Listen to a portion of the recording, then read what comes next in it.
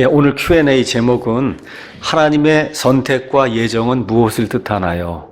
이렇게 이제 잡고 선택, 그 다음에 예정이라고 하는 주제에 대해서 여러분에게 잠시 말씀드리겠습니다. 지난주에 제가 선악과 이야기를 했습니다. 그 선악과 이야기 하면서 선악과 자체가 나쁜 것이 아니고 사실 하나님께서 우리에게 어느 누구도 소유할 수 없는 자유의지라고 하는 엄청난 특권을 주셨다. 그래서 우리를 로봇으로 만들지 아니하시고 하나님처럼 지정의를 가지고 무언가를 선택할 수 있는 그런 존재, 그걸 다 만들었다. 너무나 좋은 그런 특권이다, 이렇게 말씀드렸어요. 자, 이렇게 이제 자유의지를 우리에게 하나님이 주셨다고 하는데, 그럼에도 불구하고 어떤 분들은 또 이렇게 이제 주장을 합니다. 모든 것이 하나님에 의해서 예정되어 있는 게 아니냐. 그 예정되어 있다고 이야기하면서 궁극적으로 구원과 관련해서도 천국에 들어갈 자들도 예정이 이미 돼 있고, 태어나기도 전에 또 지옥에 들어갈 자들도 이미 하나님이 다 예정해 놓지 않았냐. 이렇게 이제 이야기하는 분들이 있어요. 여러분과 저에게도 와서 그렇게 이야기하시는 분들이 있을 수 있습니다. 자, 이걸 어떻게 우리가 설명할 것인가? 영어로 이제 선택은 election, 우리 투표하는 걸 election이라고 얘기하거든. 선택, 그렇게 얘기하고, 예정은 영어로 predestination, 이렇게 이제 이야기합니다. 그래서 election이란 말은 elect 아니면 election이라고 하는 말은 성경 전체에 27번이 나와요. 27번. 그 다음에 예정이라고 하는 말은 프리가 미리, destination 하니까 destiny라는 게 운명이거든요. 미리 운명이 정해졌다고 하는 predestinate라고 하는 그런 말은 성경에 딱 4번 나옵니다. 4번. 그래서 이것들을 가지고 하나님께서 선택과 예정에 대해 무엇라고 이야기하시는가를 정확하게 우리가 이해할 필요가 있습니다. 특별히 우리 한국에는 처음에 장로교회가 들어왔어요. 그래서 장로교회는 보통 칼빈주의라고 하는 그런 교리를 가르칩니다. 그 칼빈주의의 핵심 원리 중에 하나가 뭐냐? 칼빈의 예정설이라는 거예요. 칼빈의 예정설. 뭐 이것저것 이렇게 저렇게 뭐 이야기하지만 칼빈의 예정설은 한마디로 이야기하면 어떤 사람이 태어나기도 전에 천국에 갈지 아니면 지옥에 갈지 하나님이 미리 정해놨다는 거예요.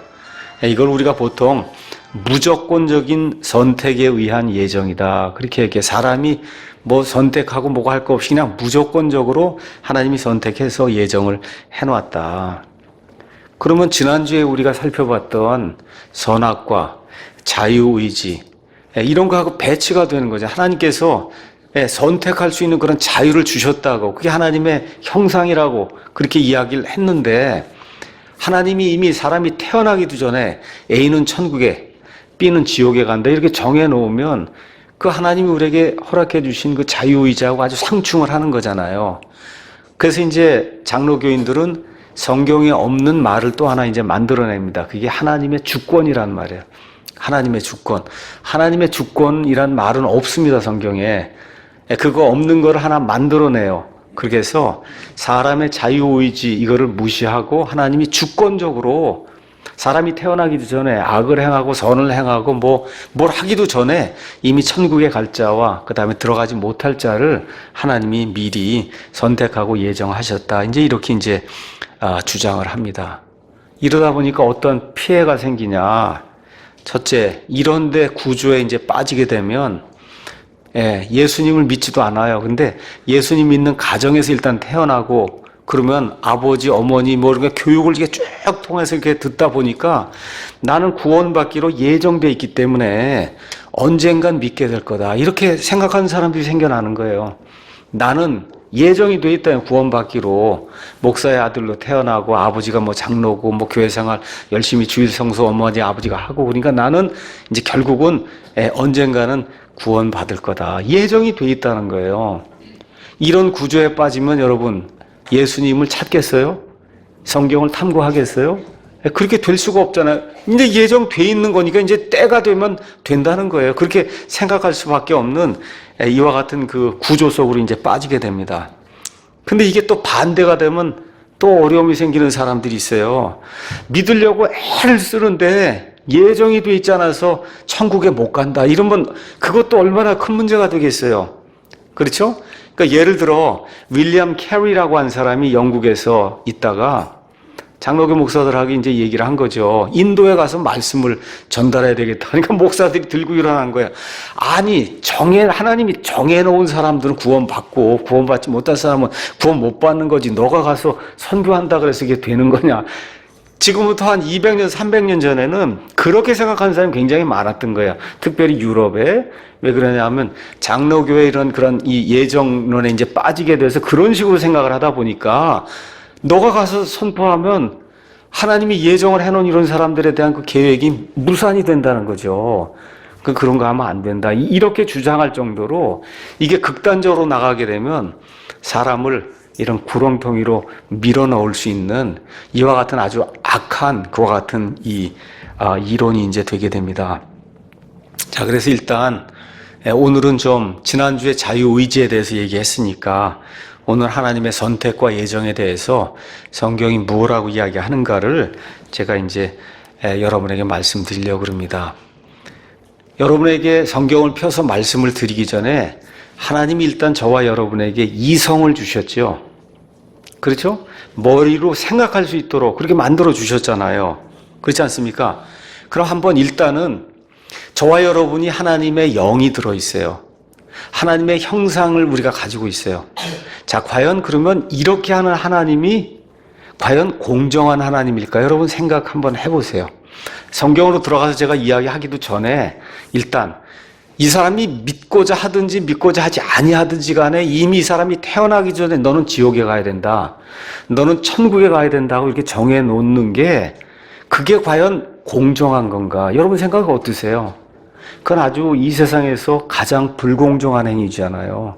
그렇죠?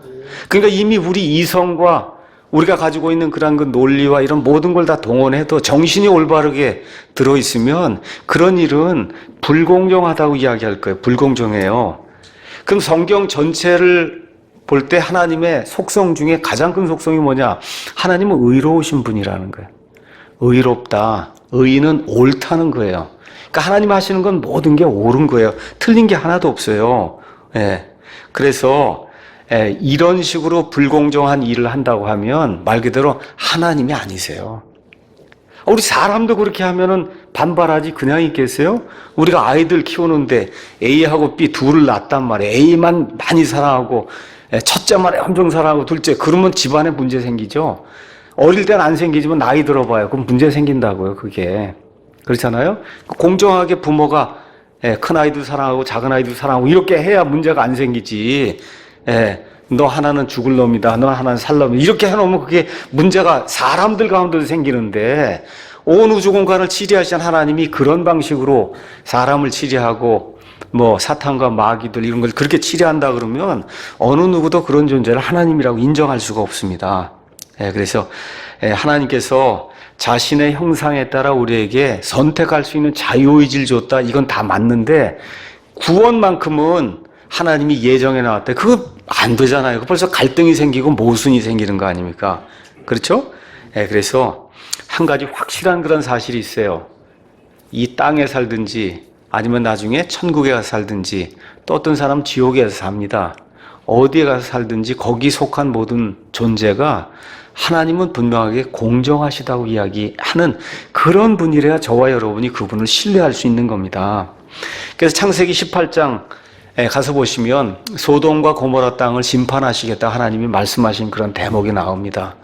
아브라함이 그 이야기를 했더니 아브라함이 아니 그 안에 의로운 자들이 있는데 그 의로운 자들까지 한 번에 다 불의한 자들하고 그렇게 멸하시면 그러면 이 땅의 심판자가 과연 그게 옳은 겁니까? 이 땅의 심판자라고 하면 의롭게 행해야 되지 않겠습니까? 그렇게 하면서 50명, 40명 쭉 그 의인의 수를 나열하는 그런 내용이 나오잖아요. 그러니까 하나님이 그래 내 말이 맞다. 내가 어떻게 의로운 자와 불의한 자를 동시에 멸할 수 있겠냐. 그럼 한번 의로운 사람 숫자를 대보라고 하나님 쭉 얘기하신 그런 내용이 나오거든요. 성경 전체를 가서 봐도 어디 봐도 하나님은 공정한 분이에요. 네, 공의로운 그런 분입니다. 이런 일들을 이제 기억을 하면서 성경이 예정이라고 하는 거에 대해서 무엇라고 이야기하는지, 선택이 무엇라고 이야기하는지 성경 말씀을 통해 우리가 살펴보도록 하겠습니다. 아까 제가 말씀드린 대로 예정이라고 하는 말은 성경에 딱 4번만 나와요. 그것도 신약 성경에 4번만 나오니까 일단은 4번 나오는 그 예정이라고 한 말이 어떤 용례로 쓰였는가. 저와 여러분이 성경 신자라고 이야기할 때는 사람의 말을 따르는 게 아니에요. 이 성경이 뭐라고 이야기하느냐. 그렇죠? 그게 성경 신자예요. 그래서 예정이라고 하는 말이 어디에 처음 나오냐. 로마서 8장 29절에 처음 나옵니다. 로마서 8장 29절 30절에 해서 2번 나옵니다. 거기 가서 제가 읽어볼게요. 그분께서는 자신이 미리 하신 자들을 또한 예정하사 자신의 아들의 형상과 같은 모습이 되게 하셨다. 예정이 이제 나옵니다. 30절에 뿐만 아니라 그분께서는 자신이 예정하신 자들을 부르셨다. 이렇게 이제 나와요. 에베소서 1장 5절에 가서 보니까 하나님께서 자신의 크게 기뻐하시는 뜻에 따라 우리를 예정하사 예수 그리스도를 통해 자신의 아이로 입양하셨다. 우리 믿는 사람들을 입양했다는 거예요. 로마서에 지금 나와 있는 것도 미리 아신 자들, 그를 누구예요? 그 미리 아신 자들 예정해서 예수 그리스도의 그 형상과 똑같이 만든 그런 일을 하셨다. 마지막으로 에베소서 1장 11절에 모든 것을 자신이 뜻하신 계획대로 이루시는 분의 목적에 따라 우리가 예정이 되어 또한 그분 안에서 상속 유업을 얻었다. 이렇게 나와요. 그러니까 예정은 성경에 4번 나옵니다. 그 예정이라고 하는 predestinate라고 하는 그런 말을 가서 보면 예정은 첫째 성도들에게만 적용이 되는 말이에요. 불신자에게 적용이 안 되는 말이에요. 여기 로마서 8장 에베소 1장에만 지금 예정이 총 4번 나오는데 가서 보시면 다 우리 구원받은 자들에 대한 이야기로만 지금 예정이 나와 있어요. 그렇죠? 그래서 어떻게 하나님이 구원받은 자들을 예정하시냐? 자신의 아들의 형상과 같은 모습으로 그렇게 되도록 예정을 하셨다는, 구원받은 자들을 하나님의 아이로 입양하신다는 거예요. 그래서 상속 유업을 준다는 거예요. 그러니까 예정이라고 하는 말 자체는 구원과 관련돼서 어떤 사람이 천국에 들어가고 어떤 사람이 지옥에 들어간다고 하는 그런 의미의 예정으로는 성경에 쓰인 적이 없다는 거예요. 그래도 어쩔 수 없이 우리가 예정이란 말을 씁니다. 그럼에도 불구하고 성경적으로 예정이라고 하는 말은 오직 구원받은 사람들에 대해서만 지금 쓰고 있는 거예요. 그래서 그 구원받은 사람들의 신분, 그 다음에 이 사람들이 받을 보상, 이것이 예정이 돼 있다는 그런 의미로만 예정이란 단어가 4번 쓰인다. 일단 이해하셨죠? 자, 그럼 이제 선택에 대해서 이야기하겠습니다. 저와 여러분이 이제 구원받습니다. 제가 이제 설교를 할 때 구원 어떻게 받는지 하고 이야기하냐, 복음을 이렇게 전달을 하고 그 복음에 나와 있는 그대로 내 죄를 인정을 하고 하나님께로 돌이키고 예수님을 믿음으로 내 행위와 상관없이 구원받습니다. 우리 사람 편에서는 그렇게 돼 있어요. 그렇죠? 예수님이 누구신가 정확하게 알고 예수님만 신뢰하고 예수님만 따르겠다고 이렇게 작정을 하고 예수님을 내 마음속으로 모셔드리면 그게 구원이다. 그래서 그렇게 하라고 이렇게 말씀을 드리니까 과정이 그럼 하나뿐이 없는 거구나. 그분을 믿는 것뿐이 없는 거고 늘 그렇게만 들으니까 그렇잖아요. 근데 성경 가서 보시면 그게 몇 가지 과정으로 되어 있어요. 우리 편에서는 믿는 거 하나뿐이 없는데 하나님 편에서는 그게 몇 가지 과정으로 되어 있어요. 그 전체를 다 구원이라고 생각해도 돼요. 근데 우리 사람 편에서 하는 거하고 하나님 편에서 보는 거는 하나님 편에서 몇 가지 과정이 있다. 그 과정이 베드로전서 1장하고 그 다음에 로마서 8장에 그 과정이 정확하게 이렇게 나열이 되어 있습니다. 그래서 그 2가지를 보면서 선택이 무엇인가를 여러분에게 말씀드리도록 하겠습니다. 먼저 베드로전서 가서 보겠습니다. 베드로전서 1장에 가서 보니까 이렇게 이제 기록이 되어 있습니다. 베드로전서 1장에 예수 그리스도의 사도 베드로는 본도와 갈라디아와 갑바도기아와 아시아와 비두니에 두루 흩어진 나그네들, 이 성도들 이야기하는 겁니다. 곧 그 성도들은 어떤 사람들이냐? 하나님 아버지의 미리 하심에 따라, 미리 하심이라고 하는 말이 나와요. 미리 하심에 따라 성령의 거룩히 구별하심을 통해, 성령님이 이 사람들을 구분하는 일이 나와요. 따라 그 결과 순종함과 예수 그리스도의 핏부림에 이르도록 선택받은 자들에게 편지한다. 그러니까 지금 선택이 되기 전에 두 가지 과정이 있는 거예요. 그렇죠? 최소한 하나님이 미리 아시고, 그리고는 거룩히 구별한다. 하나님의 아들, 딸로 하나님이 미리 떼어놓는 그런 일들을 통해서 결국 순종함과 예수 그리스도를 믿는, 여기 되면서 선택이 되는 그와 같은 일이 이제 생기게 됩니다. 자, 그래서 이 말씀을 제가 여러분에게 전달하겠습니다. 여기 가서 보니까 위대한 말이 나와요. 그 위대한 말은 뭐냐? 미리 하심이라는 얘기가 나와. 미리 하심. 저와 여러분은 우리의 삶을 미리 알 수가 없어요. 그렇죠? 이 세상에 종교가 엄청 많아요. 그래도 그 종교의 창시자든 그 종교의 신이든 미리 아는 존재는 아무도 없어요. 그런데 성경에 나와 있는 하나님, 저와 여러분이 창조주로, 심판자로, 구원자로 섬기는 하나님은 미리 하시는 분이에요. 미리 하신다는 게 다른 이야기를 하면 전지하시다 그런 뜻이에요. 전지는 옴니션트 하다는 얘기인데, 그 얘기는 뭐냐? 하나님께서 모든 것을 다 하신다는 거예요. 예를 들어 저 같으면 저의 과거, 미래, 현재 모든 걸 다 하신다는 거예요. 다 하니까 미리도 하시는 거죠. 그렇죠? 미리 하신다는 거예요. 이거 대단히 중요한 주제예요. 예를 들어 어떤 걸 미리 아시냐? 하나님께서 사탄과 천사들, 그렇죠? 또 아담과 이브, 이런 모든 걸 다 만들기 전에 이미 사탄과 그의 천사들, 하나님이 만든 천사들 중에 3분의 1이 타락할 것을 하나님이 미리 하십니다. 미리 하세요. 아담과 이브를 만드시기 전에 이미 하나님이 아담과 이브가 타락을 하고 온 세상 모든 사람들이 죄 가운데 빠질 것을 하나님이 미리 이걸 모르시면 하나님이 아니에요. 미리 하세요. 자, 예수님과 관련해서 가룟 유다가 배반할 거 하나님이 미리 아십니다. 그렇죠? 우리가 죄 가운데 빠질 거 하나님이 미리 아세요. 이스라엘 백성이 메시아가 왔는데도 불구하고 온 백성이 한 목소리로 예수님을 배반할 거 하나님이 미리 다 아십니다. 그럼에도 불구하고 예수님을 보내세요. 시편 139편 1절에서 4절 가서 보니까 아주 귀중한 말씀이 이제 그 안에 기록이 되어 있습니다. 139편은 저와 여러분이 늘 옆에 두고 이렇게 이제 같이 보면 좋은 그런 말씀이에요.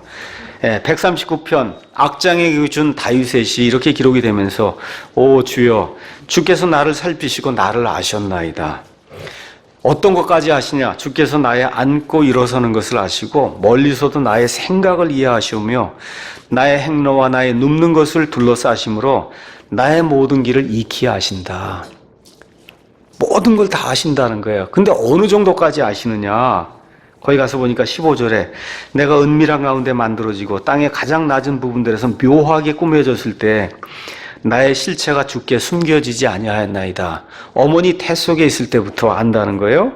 주의 눈이 아직 불완전한 나의 실체를 보셨으며 계속해서 형성된 나의 모든 지체들이 주의 책에 기록되되 그것들 중에 아직 하나도 존재하지 않았을 때 이미 하나님이 나를 아신다는 거예요. 이게 하나님의 미리 하심이에요. 하나님의 미리 하심. 근데 이거를 잘못 이해하는 사람들이 있어요. 하나님이 미리 하시면 왜 이걸 교정을 안 해주냐. 이거를 교정을 하면 그러면 자유의지가 박탈되는 거예요. 하나님이 모든 걸 아시지만 하나님의 계획에 따라 사탄도 창조하시고 천사도 창조하시고 사람도 창조하시고 다 창조하세요. 미리 하시지만 간섭하지 않습니다. 이걸 간섭해서 내가 원하는 대로 바꿔놓으면 그건 로봇이지 더 이상 이 지정의를 가진 그와 같은 인격체가 아니에요. 그래서 하나님께서 사람에게 주신 자유의지를 하나님이 마음대로 이렇게 주무르지 않습니다. 심지어 가룟 유다 같은 경우도 배반할 걸 다 아심에도 불구하고 간섭하지 않으세요. 그 가룟 유다는 누구 때문에 지옥에 가는 거예요? 본인 때문에 가는 거예요. 본인 때문에. 본인의 죄 때문에 본인이 선택하고 지옥에 가는 거예요. 예. 이스라엘이 불순종하는 것, 하나님을 대적하고 예수님을 대적하는 것 미리 아시지만 하나님 거기 바리새인들 서기관들 마음을 돌려갖고 로봇처럼 만들어서 받아들여라. 하나님 그렇게 하지 않습니다. 왜 그래요? 하나님 이미 자유의지를 허락해 주셨잖아요. 그렇죠? 사탄과 마귀들과 그 다음에 죄에까지 빠진 그런 모든 사람들의 잘못된 모든 것 하나님이 미리 아시지만 그들의 자유를 간섭하거나 그들의 자유를 하나님이 원하시는 방향으로 조정하지 않아요. 이렇게 되면 뭐가 돼요? 다 로봇가 된단 말이에요. 로봇가 되는 거예요. 그건 재미없는 일이 발생하는 거거든요. 그래서 사람에 관한 한 사람의 여러 가지 그런 모든 일들, 심지어 구원과 관련해서도 하나님은 우리가 태어나기도 전에 우리가 구원받을지 구원받지 못할지를 압니까 모릅니까? 아세요. 그게 하나님의 미리 아심이에요. 자, 그럼 다시 말씀드릴게요. 이걸 잘 기억하셔야 됩니다. 하나님이 미리 아심에 근거해서 사람을 선택한다 하니까 그러면 그게 어떻게 되는 거냐? 잘 들으셔야 돼요. 이게 묘한 얘기입니다. 자, 사람이 어떻게 구원받냐? 제가 아까 말씀드린 사람 편에서는 복음이 제시가 되면 그렇죠? 내가 죄인인 것을 깨닫고 예수님 외에는 나를 구원하실 분이 없구나. 이걸 정확하게 이해를 하고 예수님만이 나의 구원자입니다 하고 하나님께로 회개하고 돌이켜서 예수님을 받아들여요. 이렇게 하면 그 사람이 구원받는 거예요. 그렇죠? 예. 자, 그래서 한 사람이 어떤 전체 생애를 한번 볼 것 같으면 성경에 나와 있는 대로 하나님은 이 세상에 태어나는 모든 사람에게 하나님을 알 수 있는 빛을 주신다고 이야기했어요. 양심을 통해서 또 이 세상의 천지 만물에 있는 그와 같은 창조 세상을 통해서 또 지금은 예수 그리스도를 통해서 하나님이 모든 사람에게 빛을 주세요. 사람이 믿음을 가지고 그 빛에 반응을 하게 되면 그러면 구원받는 겁니다. 그렇죠? 그래서 그렇게 해서 믿음으로 반응하는 사람이 있고 죽을 때까지 해도 믿음으로 반응하지 않는 사람이 있는 걸 하나님이 아십니까? 모르십니까? 아세요. 그러니까 A라고 하는 사람에게 복음이 전달이 됐어요. 근데 A라고 하는 사람이 처음엔 받아들이지 않지만 나중에 시간이 지나면서 죽기 전에 예수님을 알고 깨닫고 받아들인 걸 하나님이 미리 아세요. 그렇죠? 그 미리 아심에 근거를 해서 이 사람을 선택을 하시는 거예요. 잘 이해하셔야 돼요. 근데 그 미리 아심 안에는 뭐가 들어있어요? 그 사람의 선택이 들어있단 말이에요. 이해하시겠죠? 그 사람의 선택이 들어있어요. 나는 예수님만 믿겠다는 그 선택. 그 선택하신 것을 미리 아시고 그렇게 어떻게 그 다음에 거기 가서 보니까 그 다음에 뭐라고 써 있어요? 미리 아심에 따라 그 다음에 뭐로 돼 있어요? 성령님의 거룩히 구별할. 그렇게 미리 아세요. 이 사람이 선택하는 걸 미리 아시고 예수님만이 나의 유일한 구원자십니다 하고 지정의를 가지고 예수님만을 영접하게 될 때 하나님이 그걸 미리 아시고 어떻게 해요? 성령님을 통해서 미리 따로 구분해 놓는 거예요. 뭐로? 하나님의 아들, 딸로. 언제? 이미 창세전에 구분이 된 거예요. 저와 여러분이. 창세전에. 그렇죠? 그 이후에 어떻게 돼요? 예수 그리스도의 핏부림에 이르도록 선택을 해주시는 거예요. 선택을 해주시는 거다. 예. 그래서 이거에 대해서는 성경 바로보기라는 책이 있습니다. 클라렌스 라킨이 지은 아주 유명한 그런 책이에요. 거기 가면 20몇 장에 제가 정확하게 장수는 모르겠는데 하나님의 선택과 인간의 자유의지라고 하는 그런 이 한 챕터가 있습니다. 그 챕터에 가니까 라킨 목사님이 이렇게 설명했어요. 1850년 10월 28일에 이분이 이제 출생을 했습니다. 이거 출생하는 거 하나님이 아실까요? 모르실까요? 알아요. 하나님이 미리 아십니다. 근데 이분이 그 이후에 감리교를 다니다가 성공회를 다니다가 나중에 이제 복음의 말씀을 들어요. 그게 언제냐? 1869년 5월 며칠인가는 모르시더라고. 네, 며칠 모르고 1869년 5월 어느 날 저녁에 YMCA에 갔다가 거기서 선포된 하나님의 복음을 듣고 그리고 구원을 받았단 말이에요. 근데 그 구원 받은 걸 라킨 편에선 1869년에 구원 받았지만 하나님이 이미 창세전에 아시잖아요. 그렇죠? 그러니까 하나님 편에서는 이미 라킨이라는 사람이 복음이 전달이 될 때 그걸 받아들일 걸 미리 아시고, 그렇죠? 이거 아시는 거 안에 뭐가 들어있어요? 라킨이 복음이 전달되니까 의지적으로 예수님을 영접하는구나. 하나님이 아시고 성령님의 거룩히 구분하심을 통해 성도로 구분해 놓으시고 예수님의 피 뿌림에 딱 이르도록 선택을 해 놓으니까, 그러니까 이 사람은 100% 구원받는 거예요. 때가 돼서 드디어 창세전에 이 모든 일들이 선택이 다 됐지만, 때는 언제예요? 1869년 5월의 어느 날 저녁에 락킨 입장에서는 그날 구원받는 것이 그에게 보여지게 되는 그런 일이다. 이런 걸 저와 여러분이 기억을 하셔야 돼요. 그렇죠? 예. 이것이 구원받는 사람이 구원받는 과정이에요. 그러니까 우리 편에서는 단순하게 믿는다 하지만 하나님 편에서는 이미 미리 아시고, 우리의 자유의지를 발동을 해서 예수님을 받아들이는 걸 미리 아시고, 그리고 어떻게 해요? 구분하시고, 그리고 우리를 선택을 해 주신다. 자, 바울의 이야기를 또 한번 가서 보겠습니다. 로마서 8장 가서 보니까 구원받는 그 과정을 몇 가지로, 구원받아서 나중에 하나님의 영광에까지 이르는 과정이 그 안에 기록이 되어 있습니다. 8장 29절. 그분께서는 자신이 미리 하신 자들을 또한 예정하사 자신의 아들의 형상과 같은 모습이 되게 하셨나니, 이것은 그분이 많은 형제들 가운데서 처음 난 자가 되게 하려 하십니다. 뿐만 아니라 그분께서는 자신이 예정하신 그들을 또한 부르시고, 자신이 부르신 그들을 또한 의롭다 하시고, 자신이 의롭다 하신 그들을 또한 영화롭게 하셨느니라. 여기도 똑같아요. 구원의 과정, 하나님 편에서 하시는 겁니다. 지금 이건, 그렇죠? 하나님 편에서 첫째 단계는 뭐예요? 미리 하시는 거예요. 미리 하시는 거. 인간의 자유의지, 인간이 자유의지를 스스로 발동을 해야 돼요. 받아들여야 돼요. 받아들이는 자들을 하나님이 미리 아시고, 그렇죠? 그 어떻게 해요? 예정을 하는데 어떻게 예정을 하세요? 예수님처럼 되게 하신다는 거예요. 예수님처럼 되게 하신다. 그래서 잘 들으셔야 돼요. 가서 보니까 자신의 아들의 형상과 같은 모습, 형상은 똑같은 게 형상이에요.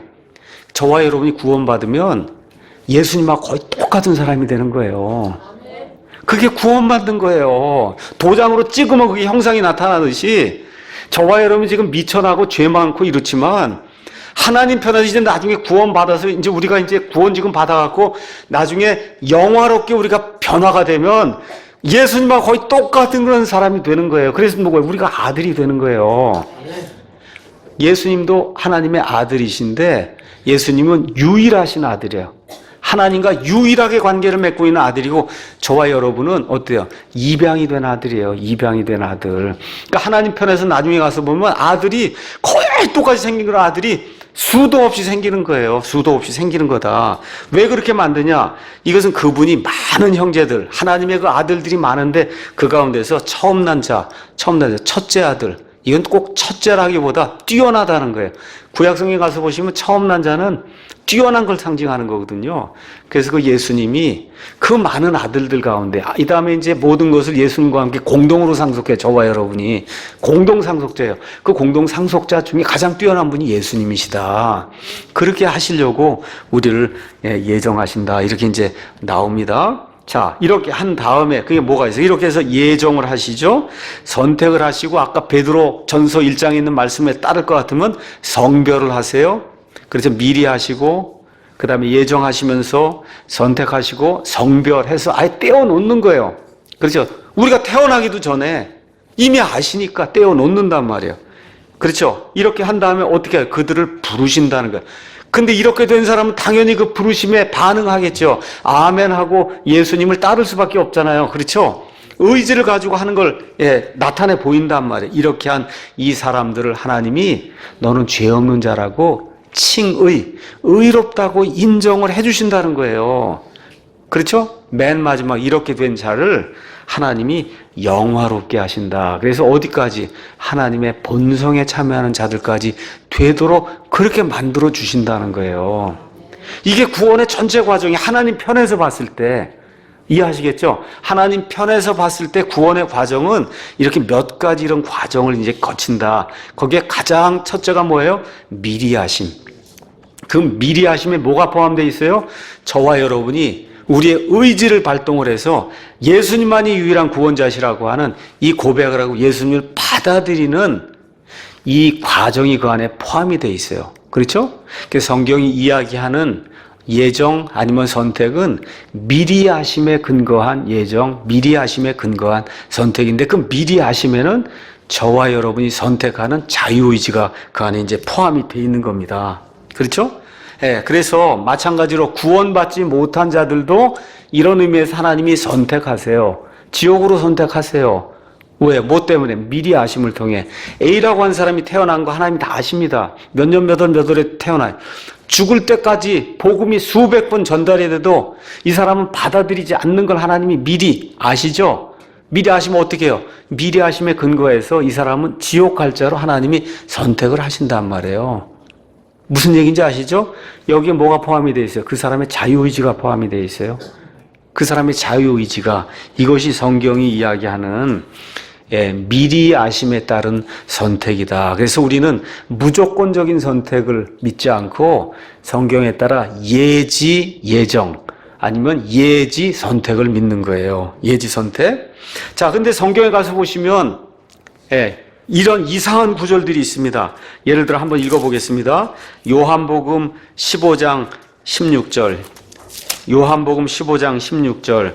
너희가 나를 택하지 아니하고 내가 너희를 택하여 세웠나니 이것은 너희가 가서 열매를 맺게 하고 또 너희 열매가 남아있게 하려 하며 또 너희가 내 이름으로 아버지께 무엇을 구하든지 그분께서 그것을 너희에게 주게 하려 하십니다. 이런 구절. 그러니까 우리는 아무것도 안 해도 뭐가 다 되는가 보다 이렇게 생각하는, 이거 선택이잖아요. 그렇죠? 이런 게 있어요. 아주 또 재미있는 구절이 사도행전 13장에 있습니다. 한번 가서 보시죠.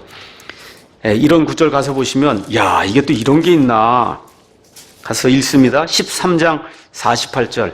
이방인들이 이 말들을 듣고 즐거워하며 주의 말씀에 영광을 돌리고 영원에 이르도록, 영원한 생명에 이르도록 정해진 자들은 다 믿더라. 여러분 여기에 미리 하심이라는 걸 알지 못하고 하면 정해졌구나. 그렇죠? 장로교에서 주장하는 게 그거예요. 정해진 자들이 있다. 이거 그렇게 나오면 곤란한 거예요. 왜 그래? 성경을 전체적으로 본 게 아니거든요. 그래서 성경 전체로 저와 여러분이 꼭 기억하셔야 될 게 있어요. 이런 구절이 몇 구절이 나옵니다, 성경에. 그렇죠? 이런 거 갖고 와서 미리 정해졌다. 그런 거 떨 필요가 없어요. 뭘 보여주시면 돼요? 베드로전서 1장, 로마서 8장에 따라 미리 아심에 따라 하나님이 선택하시고 미리 아심에 따라 운명이 정해진다는 거예요. 근데 그 미리 아심에는 뭐가 포함이 돼 있어요? 사람의 자유의지가 이미 포함이 돼 있는 거예요. 이게 지금 성경이 이야기하는 거예요. 이렇게 돼야 하나님의 주권, 그렇죠? 인간의 자유의지, 이런 모든 것이 균형을 이렇게 이뤄가면서 하나님이 항상 올바르게 일을 집행하신 것이 드러나잖아요. 이런 하나님이라 저와 여러분이 믿고 따를 수 있는 하나님 아닙니까? 그렇죠? 이렇게 돼 있는 거예요. 그래서 에베소서 1장 말씀을 제가 한번 읽습니다. 이런 말씀 이제 읽으실 때 미리 하심을 기억을 하면서 이제 읽으시는 거예요. 에베소서 1장 1절. 하나님의 뜻으로 말미암아 예수 그리스도의 사도가 된 바울은 에베소에 있는 성도들과 그리스도 예수님 안에 있는 신실한 자들에게 편지하노니 하나님 우리 아버지와 주 예수 그리스도로부터 은혜와 평강이 너에게 있기를 원하노라. 누구에게 보낸 편지입니까? 불신자예요? 성도예요? 성도. 지금 성도에 대한 얘기가 나옵니다. 하나님 곧 우리 주 예수 그리스도의 아버지를 찬송하리로다. 그분께서 그리스도 안에서 하늘의 처소들에 있는 모든 영적인 복으로 우리에게 복을 주셨으니 곧 우리가 사랑 안에서 자신 앞에 거룩하고 흠이 없게 하시려고 세상의 창건 이전에 그분 안에서 우리를 택하셨다. 보세요. 우리를 예정이구나. 이거 아니라 그랬어요. 뭐가 있어요? 먼저 미리 아심이 먼저 있는 거. 미리 아심에 따라 우리를 택하시는 거예요. 미리 아심에 따라.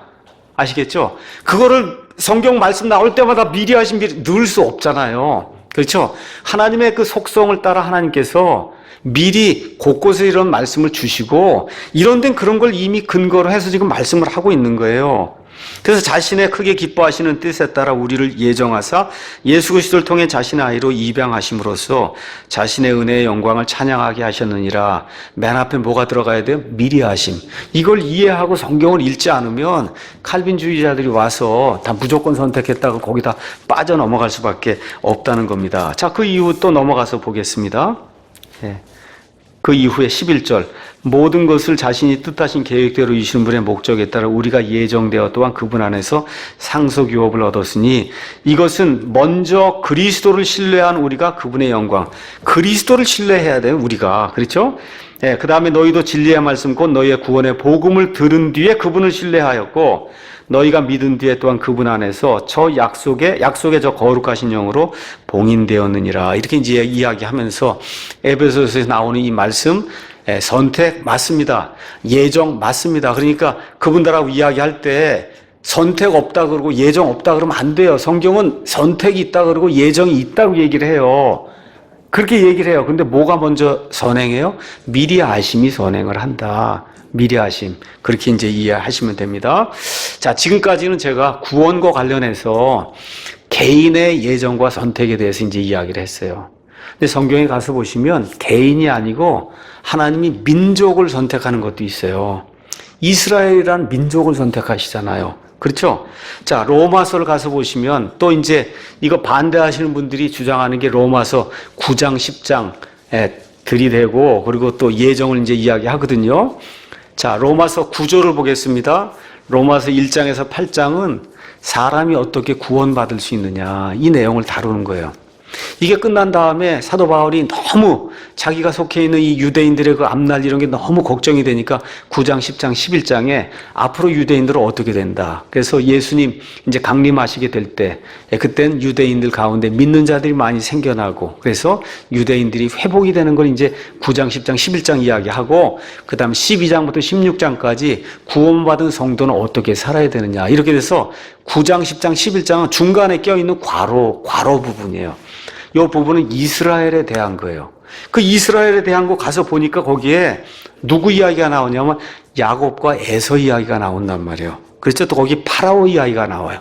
이걸 이제 대고 봐라 하나님이 누굴 택해요? 이삭을 택하고 하나님은 에서를 미워했다. 이제 그런 구조는 이제 되는 겁니다. 자, 한번 가서 보겠습니다. 로마서 9장 10절에서 13절 거기 가서 보시면 하나님이 이삭을 택하시고 그 이후에 야곱을 택하시고 그리고서 이제 이스라엘 택하시는 그런 내용이 이제 그 안에 기록이 되어 있습니다. 13절 이것은 기록된 바 야곱은 내가 사랑하되 에서는 미워하였느니라 함과 같으니라. 자, 누굴 택하셨어요? 야곱을 택하셨어요. 그렇죠? 그리고 야곱이 결국은 이스라엘이 된 거예요. 지금 그 얘기를 지금 하고 있는 겁니다. 그렇죠? 자, 이걸 잘 이해하셔야 돼요. 그러면 야곱을 택하셨으면 야곱이 이제 이스라엘로 바뀌잖아요. 그러면 이스라엘 사람은 다 구원받습니까? 이스라엘 사람 다 구원 아니잖아요. 그럼 하나님이 에서는 미워했으니까 에서의 후손은 다 지옥에 가는 거예요? 아니에요. 그거 아니에요. 그게 아니고 지금 뭘 얘기하는 거예요? 하나님께서 처음에 아담과 이브를 내셨어요. 그 이후에 2000년쯤 지나서 그 이브를 내시면서 죄를 범하니까 여자의 씨를 주시겠다고 메시아를 주시겠다고 했으면 그 많은 민족들 가운데 어디서 메시아가 나와야 되잖아요. 그 일을 이루기 위해서 하나님께서 한 민족을 택한단 말이에요. 그 민족이 누구예요? 이스라엘 민족을 택하셔서 야곱과 에서 그래서 아브라함 그 이후에 여기 이삭과 그 다음에 이후에 지금 야곱과 에서가 나오는데 하나님이 야곱의 라인을 택하시는데 그 택하시는 건 구원을 택하는 게 아니에요. 이건 하나님의 역사 경륜을 이루기 위해서 그 많은 민족들 가운데 아브라함을 택하시고 그 아브라함 거기에도 또 누가 있어요? 이삭과 이스마엘인데 거기도 이삭을 택하시고 이삭에도 야곱과 에서가 있는데 이 야곱을 택하셔서 거기서 메시아가 나오게 한다는 지금 그 이야기를 하고 있는 거지. 이걸 해놓으니까 야곱에게서 나온 사람 다 구원받고 에서에게서 나간 사람 다 지옥 간다. 지금 그런 이야기를 하는 게 아니다. 지금 여기 로마서 9장에 나와 있는 야곱과 그 다음에 에서를 택한 이 부분은 하나님께서 인류 역사를 경영하시기 위해서 그렇죠? 여러 민족들 중에 한 민족을 택하는 그 이야기를 하는 거예요. 다시 말씀드립니다. 이스라엘 사람이라 그래서 다 구원받는 거 아니에요. 야곱의 후손이라 그래서 다 구원받지 못하는 게 아니라 여기 나와 있는 건 하나님의 인류 경영을 위해서 하나님이 한 민족을 택하는 얘기를 하는 거지.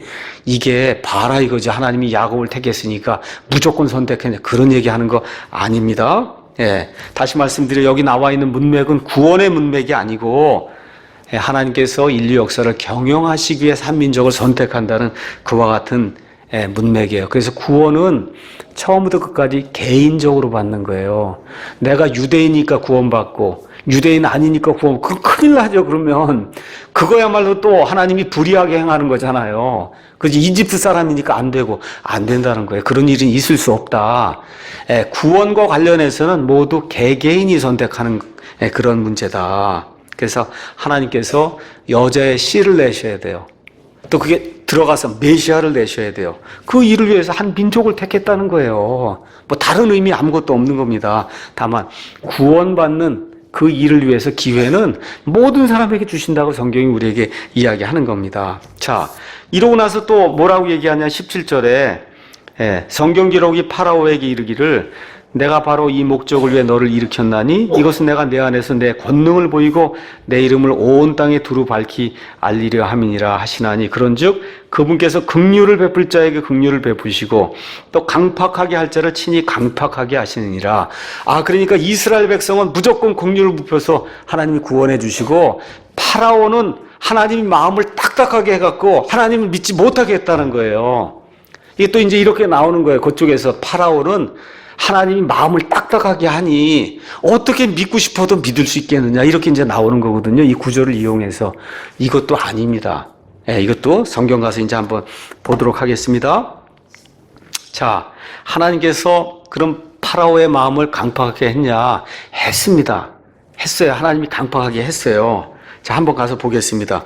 9장 18절 지금 제가 읽었죠? 출애굽기 가서 한번 보겠어요. 출애굽기 4장 21절.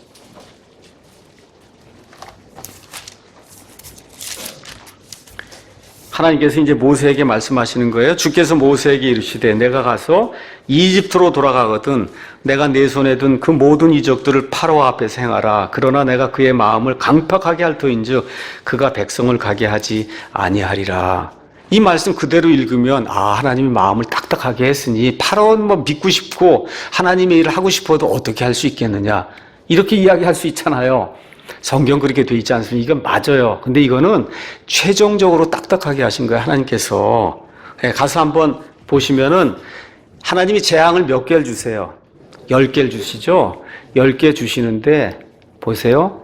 하나님이 파라오의 마음을 강팍하게 하신 것은 6째 재앙부터 하나님이 그렇게 하세요. 5째 재앙 줄 때까지는 누가 자기 자신의 마음을 깍깍하게 하냐? 파라오 자신이 딱딱하게 하는 거예요. 한번 가서 보세요. 8장 15절. 8장 15절. 그러나 재앙이 잠시 연기된 것을 파라오가 보고는 자기 마음을 강팍하게 누가 했어요? 파라오가 하는 거예요. 그렇죠. 19절. 파라오의 마음이 강팍해져서 누가 해요? 파라오가 하는 거예요. 32절 또 가서 보니까 파라오가 이때도 자기 마음을 강팍하게 하며 무슨 얘기예요? 파라오는 처음부터 하나님의 말씀을 들으려고 하는 그런 마음이 없었어요.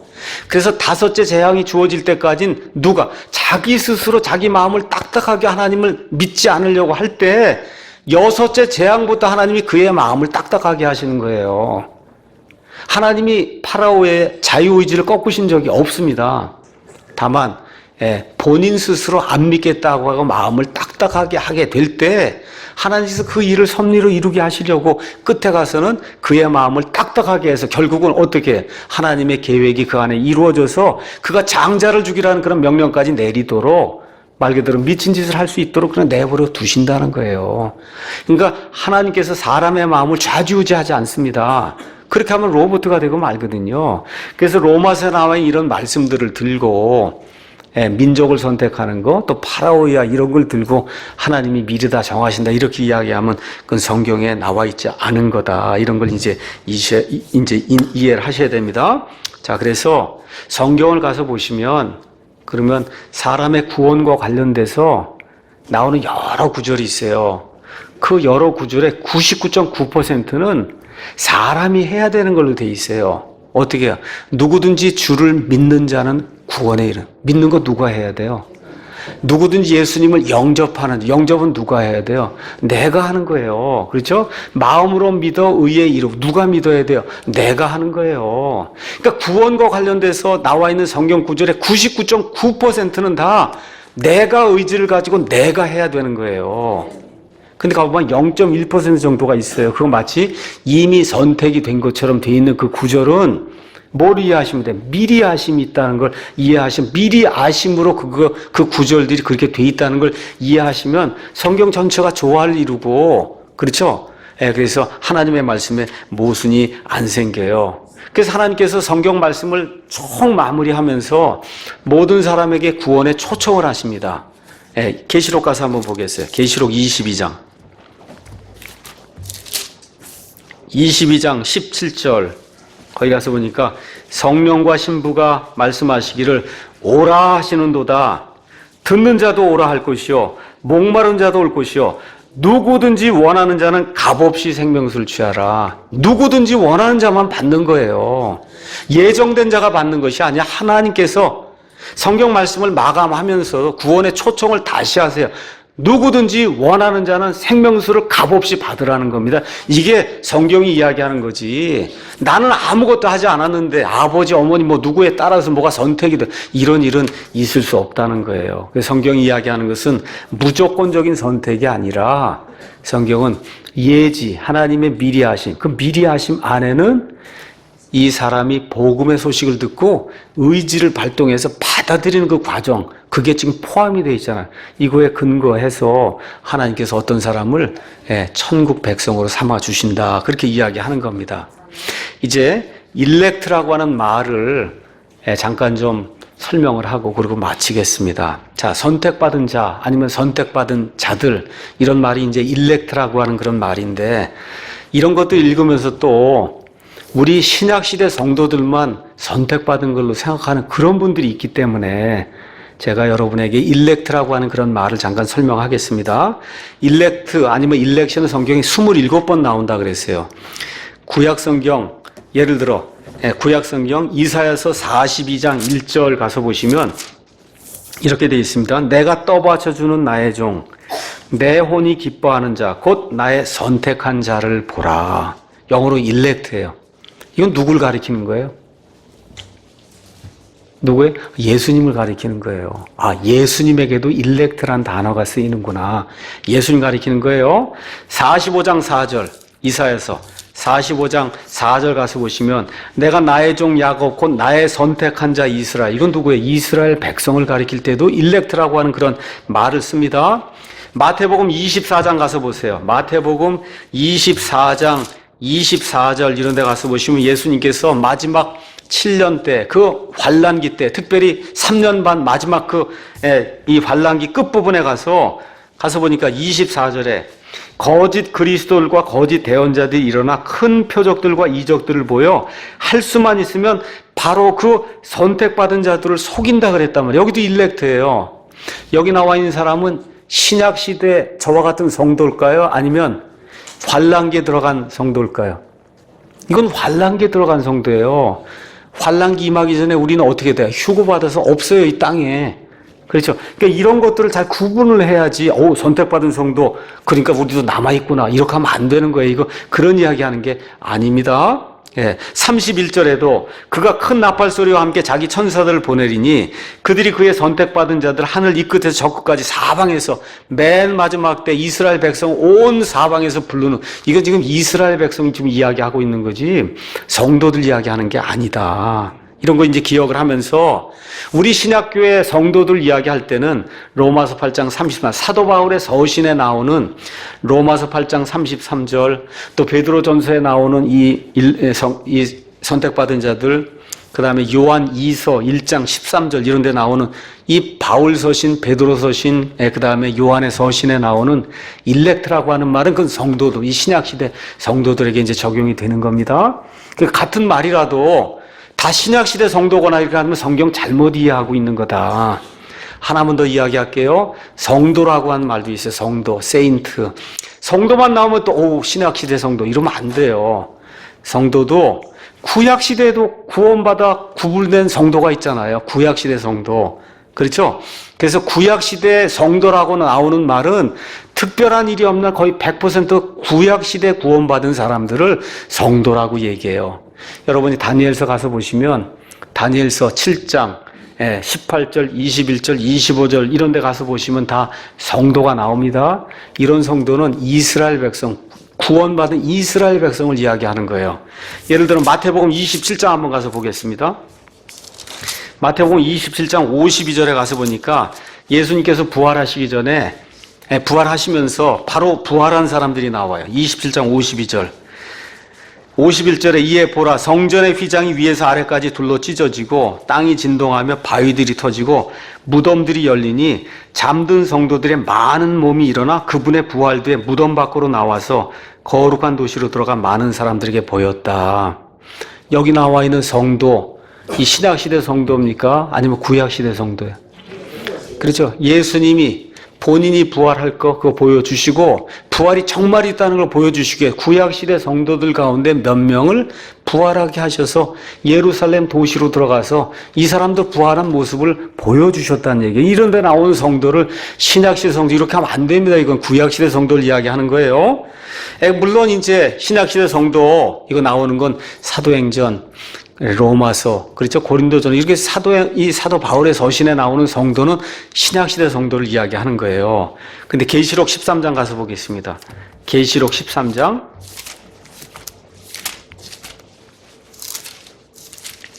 계시록 13장 7절 이런 데 가서 보시면 그가 성도들과 적그리스도가 성도들과 전쟁하여 그들을 이기는 것을 허락받고 모든 족속과 언어와 민족들을 다스리는 권능을 받았다. 그렇죠? 10절에도 포로로 끌고 가는 자는 포로로 끌려갈 것이요 칼로 죽인 자는 반드시 칼로 죽임을 당하리니 여기에 성도들의 인내와 믿음이 있느니라. 야, 이러니까 환란기에 다 들어가는 거 아니냐. 이렇게 얘기하면 곤란한 거예요. 여기 나와 있는 성도는 또 누구예요? 환란기에 들어가 있는, 교회는 이미 다 휴거가 돼 있고, 그렇죠? 환란기에 들어가서 믿음을 가진 사람을 세인트라고. 세인트 의미는 다른 거보다 하나님께로 거룩히 구분해 놓은 자예요. 그러니까 이런 것들 저와 여러분이 잘 구분을 해야 다른 사람들이 와서 거짓 교리나 잘못된 교리를 갖고 와서 우리를 공략을 해도 우리가 거기 넘어가지 않는 겁니다. 그래서 같은 말이라도 시대를 잘 구분을 해서 그래서 예정과 예지와 선택과 그 다음에 구원과 우리를 부르심과 영화롭게 만드는 것과 그렇죠 미리 하심과 이런 교리들 저와 여러분이 이해를 하고 이런 것과 함께 선택받은 자 성도 이 말도 구약시대에도 적용이 되고 신약시대에도 적용이 되고 환란기에도 적용이 되고 이런 걸 잘 나눠서 봐야 되겠구나. 이렇게 해야 하나님께서 이 성경을 우리에게 주신 목적이 달성이 되는 거예요. 그걸 잘 이해하는 성도래야 교리에 이런저런 바람에 밀려다니지 아니하고 확고하게 서서 하나님의 말씀 안에서 굳건하게 믿음 생활할 수 있습니다. 오늘 여기까지 하고 마치겠습니다. 잠깐 기도하겠습니다.